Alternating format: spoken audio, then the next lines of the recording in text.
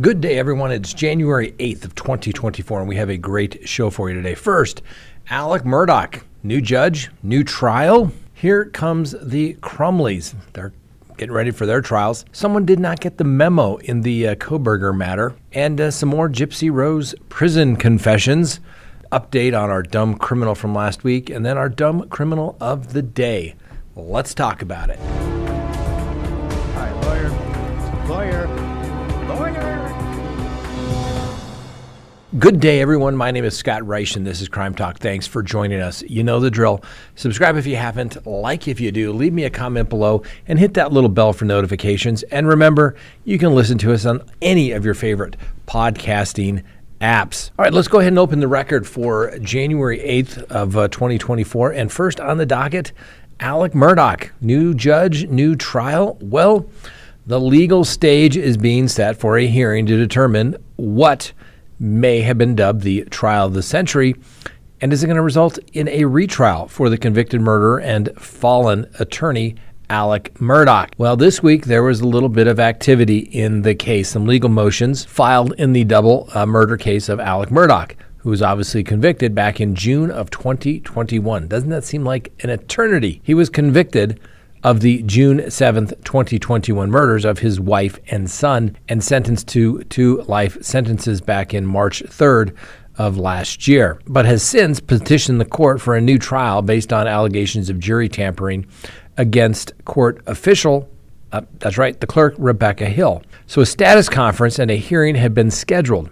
The Supreme Court has issued court orders removing any contact with Colleton County officials, and pre-hearing briefs and motions have been exchanged this week between Murdaugh's criminal attorneys and the prosecutors, with the Attorney General's office, which obviously prosecuted all of the cases against Alec Murdaugh.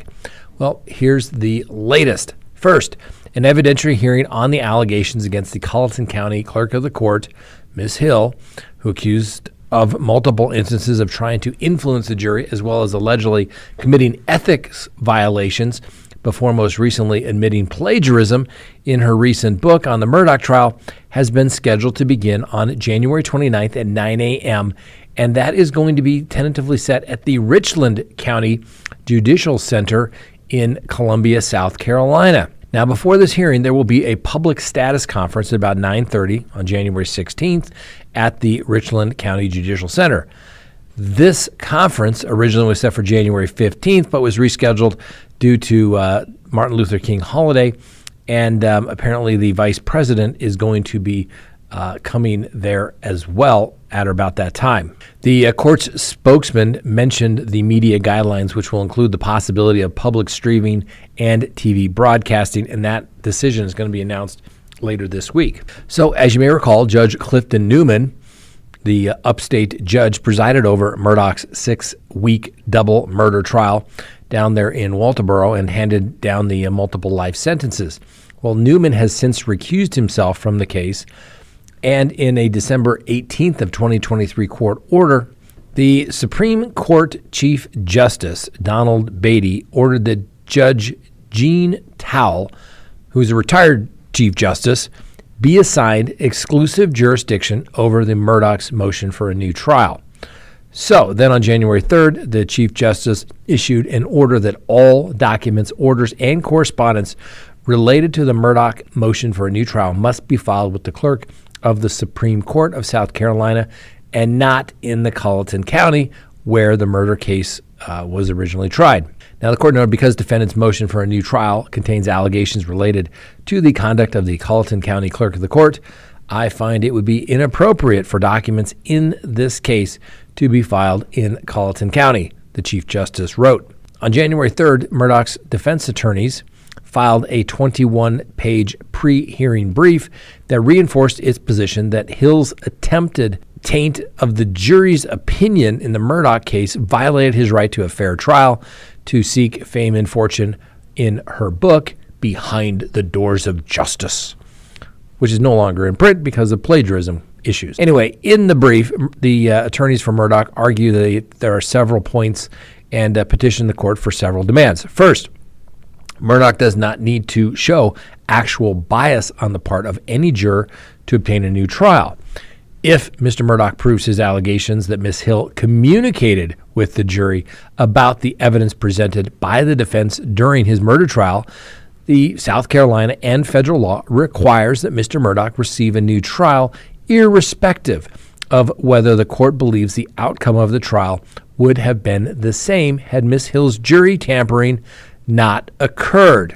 Then, to prove his case, Murdaugh only needs to prove by a preponderance of the evidence that Hill made statements to at least one deliberating juror about the merits of the evidence presented at trial, regardless of what other jurors or alternate jurors testified to.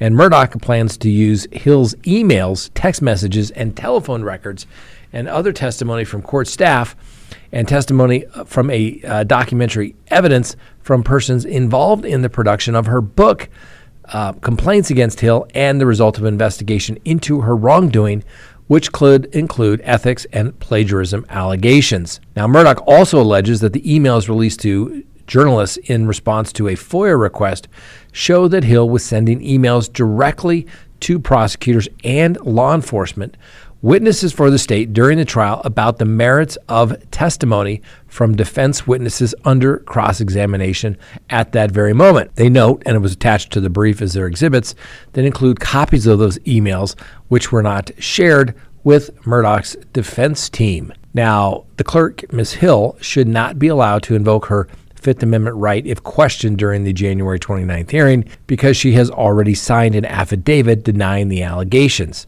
Now, Murdaugh requests that the state produce its discovery for Murdaugh to prepare for the hearing. Murdaugh also requests that the jurors and Judge Newman, if needed, be questioned in camera and not publicly during the hearing, with other witnesses questioned in open court. Now, Murdaugh argues that counsel for non-parties should not be permitted to participate in these proceedings, nor should they be allowed to offer legal filings on the matter, because, as you may know or may not know, attorney Eric Bland, who has represented several of the Murdaugh financial victims and now represents 4 jurors involved in the murder trial, has requested to participate in the status conference and hearing. I guess one could say they have the same interest to make Mr. Murdaugh go to prison and to get all of his money, which is clearly what the attorney has done. But to represent the jurors now, I think there may be a little bit of conflict there, but maybe it's just me being overly cautious and ethical. That's all. Needless to say, Mr. Murdaugh is objecting to the non-parties' participation. Now, everyone is entitled to an attorney, for sure, but I'm not really sure why the jurors are going to say, I didn't talk to anybody, I didn't talk to Ms. Hill, unless, of course, maybe they need to invoke their rights, that maybe they gave a false statement. I don't know. It seems a little odd to me. Well, also on January 3rd, attorneys for the South Carolina Attorney General's office and the state grand jury filed a motion for discovery, as well as a pre-hearing brief in opposition to Alec Murdaugh's request for a new trial. Obviously, that's what they do. The prosecution's briefs argue that Murdaugh is not required an evidentiary hearing on these matters because not one juror who deliberated on his case has either indicated that their verdict and was affected by any improper conduct by the clerk, Ms. Hill. Now, the primary party making allegations was booted off the final jury for violation of the court rules and did not deliberate. And the state argues that Murdaugh must not only have the burden of proof that these jury tampering allegations occurred, he must also prove that these actions actually prejudiced him. Finally, the state filed a motion seeking a protective order to keep the identities of the jurors and the jury-related personal information secret during the process. Seems reasonable. Throughout this post-conviction process, though, Mr. Murdaugh has denied that he has killed his wife, Maggie, and younger son, Paul. And Hill, while admitting plagiarism, has denied jury tampering allegations. So here's what this boils down to, ladies and gentlemen. Alec Murdaugh has got himself a hearing. The question becomes, what does he have to prove and what is the burden? The state says you must show, first, that there was some misconduct by the clerk, Ms. Hill, so there was tampering, and that it basically changed the outcome of the trial. Obviously, the evidence that came out was pretty overwhelming against Alec Murdaugh, and one could say, hey, even if she made comments like, oh boy, that guy, don't believe that nonsense, is that jury tampering? probably is under the spirit of the law. But is it going to change the outcome when they're all like, oh yeah, we were here for 6 weeks and we're going to do this in 3 hours? Guilty, guilty, guilty. Pretty overwhelming evidence. So there has to be prejudice. Murdaugh's attorneys are saying, hey, no. You're violating his fundamental right to a fair and impartial jury. And the jurors are only supposed to receive any evidence, legal and competent evidence, that comes in through the court. Not even the judge makes comments about that. And so if the clerk is making comments throughout the process, they may be, incidental, to use the word, but the fact is they're doing it. No one should be talking to the jury during the court process. Most courts give an instruction. If somebody approaches you and wants to talk about the case, you need to report that immediately to the judge. Why didn't they do that? Well, when the clerk is the one doing it, you probably think you're okay. So, listen, for CrimeTalk purposes, nobody wants the Murdaugh trial to go again more than me. But I'll tell you my motivations, ladies and gentlemen. It was huge views during that trial in the commentary, because we followed that case literally from the beginning. That started with the boat accident case. Why? Because I followed the Beaufort Gazette down there in South Carolina, because that's the CrimeTalk Southern Command down there. I love that place. But the evidence was pretty overwhelming. Would it have made a difference? That is going to be the key legal issue that the judge needs to decide upon. The judge rules against it, so be it. Then Alec Murdaugh takes his case up to the South Carolina Supreme Court and then ultimately up to the United States Supreme Court. But first they have to develop the factual record that there was in fact something nefarious going on by the court clerk. And when jurors are instructed, don't talk to anybody about the case, you can't talk to your family about the case, but I'm not aware of an exception that says the court clerk can comment and give commentary on the case. You can't do it. So I think the clerk screwed herself, and the whole fact that she's out there writing a book, it just stinks. Stinks.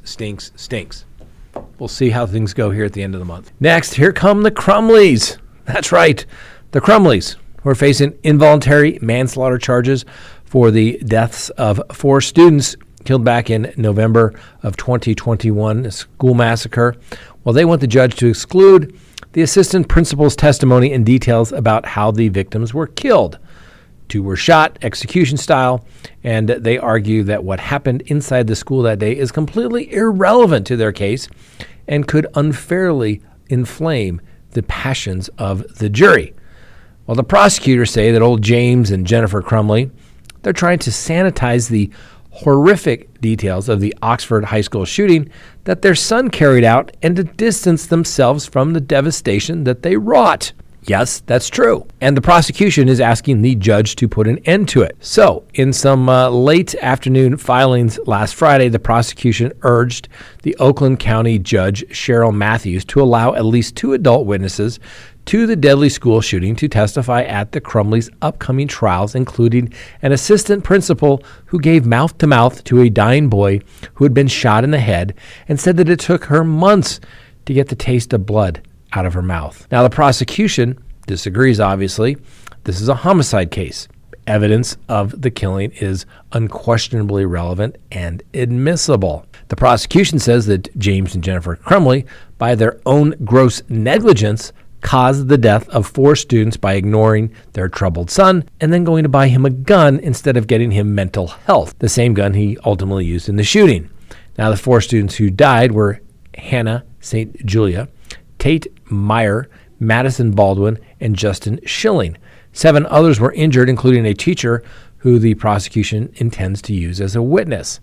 Now, according to the prosecution's filings, the jury needs to hear from the witnesses who saw firsthand what happened inside the school that day. Needless to say, to the chagrin of the Crumleys, who filed back-to-back motions trying to block that witness testimony, the prosecution wants the juries to hear from Molly Darnell, a teacher who was shot in the arm just 6 inches from her heart, and the assistant principal, Christy Gibson Marshall, who tried to breathe life back into the student after a bullet had exited his eye. The prosecution also plans to show jurors school surveillance video of the shooting itself.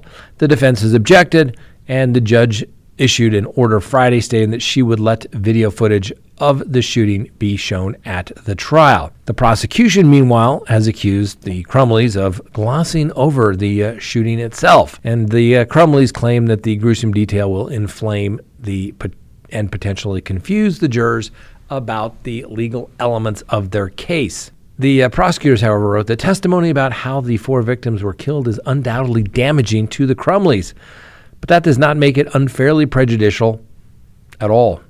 The evidence will not confuse the jury. Quite the opposite. The evidence will give the jury a complete picture of how these brutal killings took place. Now, the prosecution has long argued that the Crumleys, more than anyone else, could have prevented the shooting had they disclosed to school officials when they were summoned over his troubling behavior that they had just bought their son a gun. On the morning of the shooting, Ethan Crumley had drawn on a math worksheet a picture of a gun and a bleeding body with the words, "The thoughts won't stop, help me." After seeing the troubling drawing, the parents said they would get their son help in the coming days and asked whether he could be returned to class because they needed to get back to their jobs. They never mentioned the gun they had bought for him days earlier as an early Christmas present. Now, Ethan Crumley went back to class after that, 2 hours later, in fact, and he emerged from a bathroom and began open to fire. Now, a hearing on the witness testimony is scheduled for this Wednesday.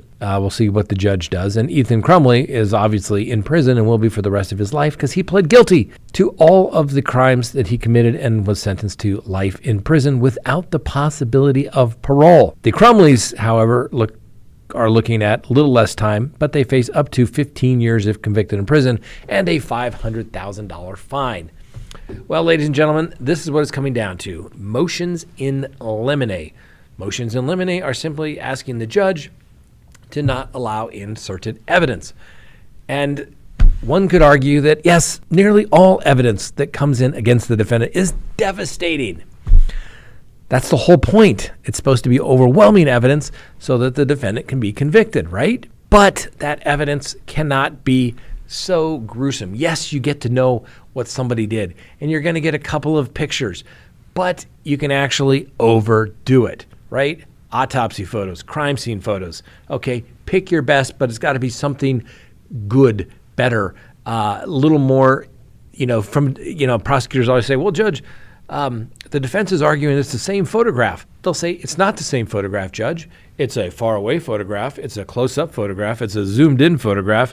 And it's a side photograph. All different angles to provide the jurors with the appropriate context of the situation. And sometimes the judge will say it is different, but they'll say, limit it. But in this particular situation, the issue is the negligence, that they were grossly negligent in having him go back to school.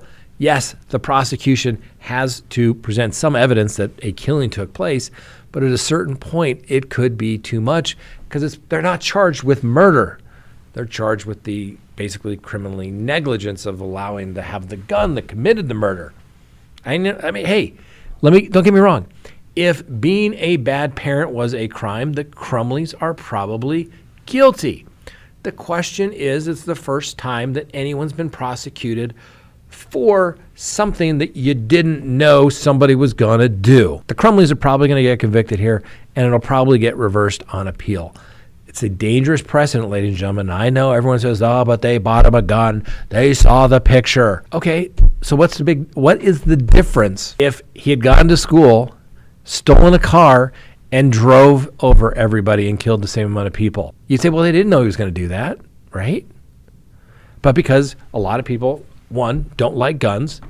Two, they want punishment. All right, they got punishment. Crumley's going away. It's a dangerous precedent, ladies and gentlemen, when we start prosecuting parents. For all those parents out there that maybe had a kid that gone astray even just a little bit, what if you were the one that was being charged? Your kid goes out in college or high school and drinks. You know he drinks underage, and they kill somebody. Should they prosecute you? You know he drinks. Hell, you may even allowed it. On that particular day, though, dangerous precedent, ladies and gentlemen. I know a lot of people don't agree with me on that one. That's my position. Next on the docket, somebody didn't get the Kohberger memo. That's right. The memo about TV in the courtroom. So a Spokane, Washington TV station, specifically KXLY, asked the court for permission to take video and still photographs of Kohberger's upcoming hearing on January 26th. Well, had they not read the court order? Apparently not. Anyway, the judge denied it promptly, and he attached a copy of his November 17th, 2023 order in which he granted Kohberger's request to remove media cameras from the courtroom, but said that the court would stream the proceeding on its own. And the judge is expected to live stream future hearings as well on the YouTube channel. Now, in his November order, the judge accused the media of violating his request not to exclusively zoom in on Kohberger's face and not to record before or after court sessions. And since in Idaho, you can't appeal a judge's denial of access to the courtroom, this decision's been made. Very odd to me that something affecting everyone's constitutional rights there in Idaho wouldn't have any appellate review. Maybe somebody in the Idaho legislature should take a look at that. Anyway, so the court's going to take the matters in their own hands, and they're going to handle all the viewing. So instead of having the professionals, they're going to have a quality sound to it. And obviously, if people violate the court order, kick those people out. But why punish everybody, right? The public is interested in this criminal court proceedings. And, given the fact that the taxpayers are footing the bill for this, people of Idaho have a right to see the proceedings. And we do know so far that the public records have revealed that the part of Kohberger's defense as of last year, for the last 3 quarters of it, well, it's a paltry $270,000 in the first 3 quarters, not including the last quarter. Now, obviously, there's no word on the cost of the prosecution thus far. A little more difficult because obviously you got people that are on salary, but there's going to be lots of experts, and if you put all the time and energy into it, that's a lot of money. I think people have a right to know if the prosecution's doing a good job, did the defense do a good job, and if the defense sucked, should we demand some of that $270,000 back? Well, probably not, but they're doing their job. I think we have a right to see it. Hey, by the way, for all you ladies out there that just can't get enough of old Brian Kohberger, don't forget to send him a birthday card. He turns 29 this week. Please don't send him a birthday card. All right, next. You guys keep asking for it. We'll bring it to you. Gypsy Rose Blanchard. Yes, we have taken it upon ourselves to watch what has been aired, and we're going to bring you the highlights. Now, if you also noticed, old Gypsy Rose went to go see Harry Potter the Musical on Broadway. Maybe it's not a musical. Maybe we went to see it on Broadway. I don't know what they're doing in Missouri. I know they wanted her out of the state because she was going to go live with her husband, who apparently is a simple school teacher. But they've been making the rounds. Good Morning America, a couple of other things. Now jetting off to New York City. Pretty fancy stuff on a school teacher salary, I guess. Unless, of course, you're cashing in on it, so to speak. Anyway, we'll see. Gypsy Rose, truly a victim, or maybe she's just another grifter like her mom? I don't know. We'll see. All right, for those of you who aren't familiar with old Gypsy Rose Blanchard, she served 8 years in prison for her role in killing her mother, Dee Dee Blanchard. Gypsy was a victim of Munchausen by proxy, which is a form of abuse in which the guardian seeks attention or sympathy by making their child ill or exaggerating their illnesses. So through a series of interviews conducted over 18 months, Gypsy took viewers through the various forms of abuse that she endured while also sharing some shocking new details about her upbringing. Now, the docuseries features new interview footage from Gypsy's family members who shared their side of the story as well. And here are a couple of the most shocking developments in the docuseries. Now, Gypsy's father, Rod, recalls his relationship with Dee Dee, who he first met when he was 17 years old and still in high school. He says that at the time, Dee Dee told him that she was 21. Turns out she was actually 23. Gives new meaning to she's been cruising the high schools all day long. Anyway, they dated for about 3 months before Dee Dee told him that she was pregnant. Though they eventually got married, their relationship was short-lived as they separated before Gypsy was even born. Now, Gypsy says that she believes her mom's most devastating failure was her divorce from Rod, and her mother blamed Gypsy for their divorce because she wasn't the son that he wanted. Now, Gypsy says she finally felt free when she went to prison, calling it the best memory in her entire life. Also learned that after a car accident that left Dee Dee in the hospital, Gypsy spent time living with her grandfather, Claude Pitre, P-I-T-R-E, and a stepmother named Laura. Now, during this time, Gypsy alleges that her grandfather molested her. She was 9, she says, when that all took place. And her grandfather, for the record, notes that that never happened. Now, Dee Dee's family opened up about her dark side with Gypsy's cousin, Robbie Petrie, comparing how Dee Dee treated Gypsy to the film Mommy Dearest.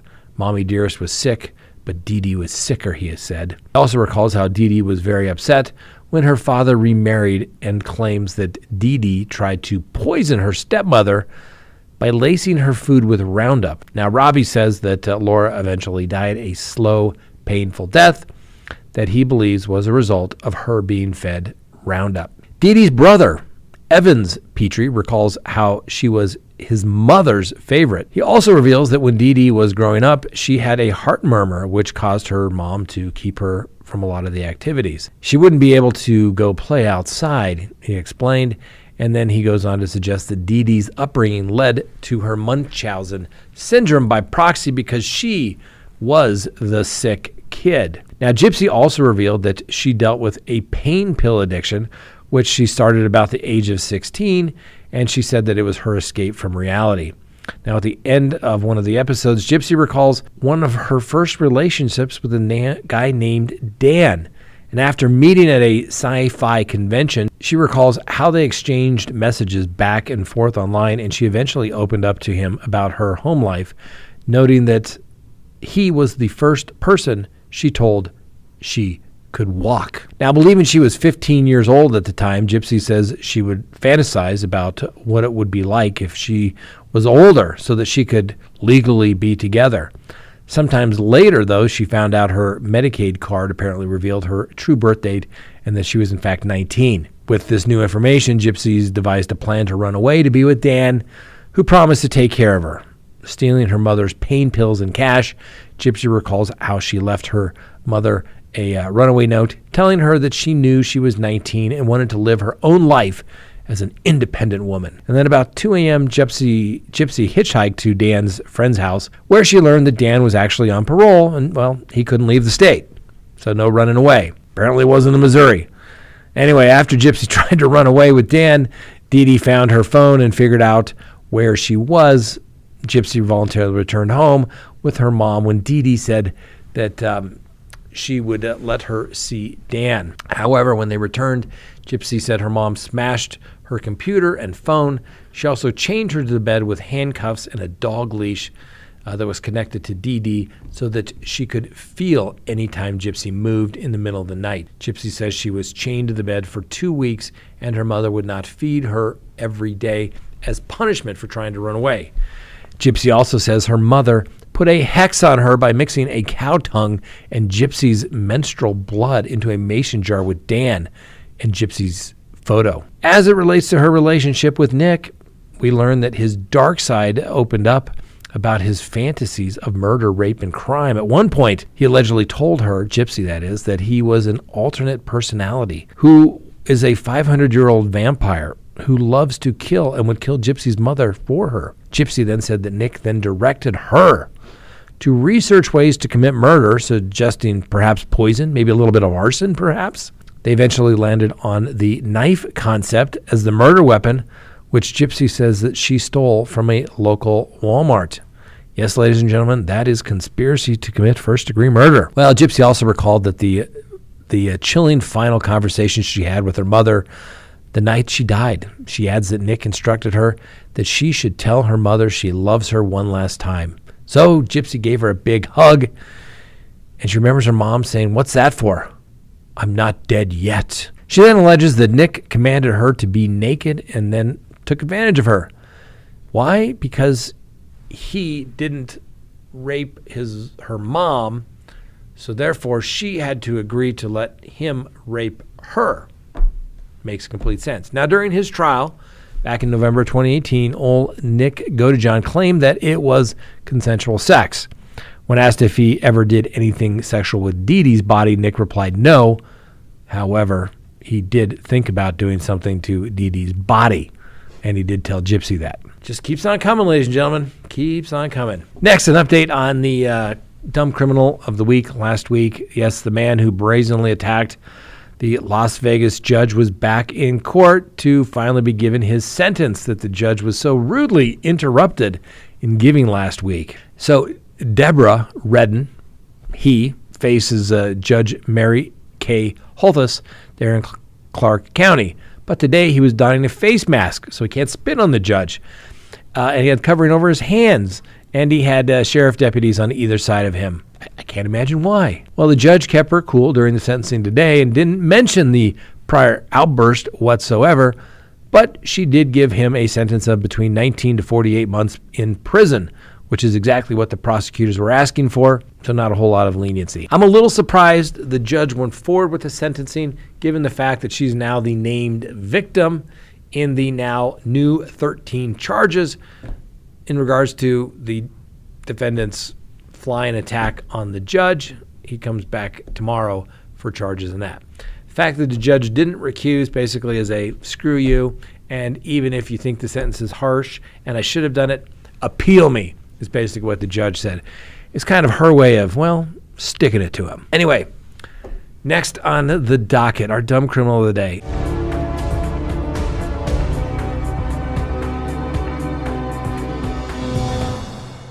Now, who has maybe not wanted to do this if you ever gone into a Bass Pro Shop, right? Maybe just with a swimsuit, though. Anyway, this guy dives into the pool at the Bass Pro Shop in Leeds, Alabama. Now, the cops say that the guy turns out to be a guy by the name of George Owens, and he jumped in right before the store was going to close. It shows Owens yelling something to police officers as he shamelessly hangs on the edge of the pool, legs spread, all apart there. And then he somehow, I don't know, I guess, should I say dismounts from the pool, where he like lands on his head and smacks his head on the cement floor in the process and is lying there naked. What it turns out is that somehow Mr. Owens was driving in a car with two family members about 9 p.m. that night. But he hit a pole in the store's parking lot. So what did he do? He decided to run into the store, get naked, and then jump himself into the pool. The police say that once he was under arrest, Mr. Owens continued his poor judgment by kicking one of the officers in the groin, and he later damaged a police car as well. So he's being charged with the trespassing, criminal mischief, assault on a police officer, and also being charged with making vulgar comments. Oh, and a little note, he was taken to the psychiatric hospital for evaluation. So, Mr. Owens, if you're fact crazy, not competent, mentally ill, you can always put that as a little asterisk under our dumb criminal of the day. But yes, jumping in, it's still dumb. I don't care what you do. You knew what you were doing. Anyway, I hope you enjoyed the show today. Have a wonderful day, and we'll see you tomorrow on Crime Talk.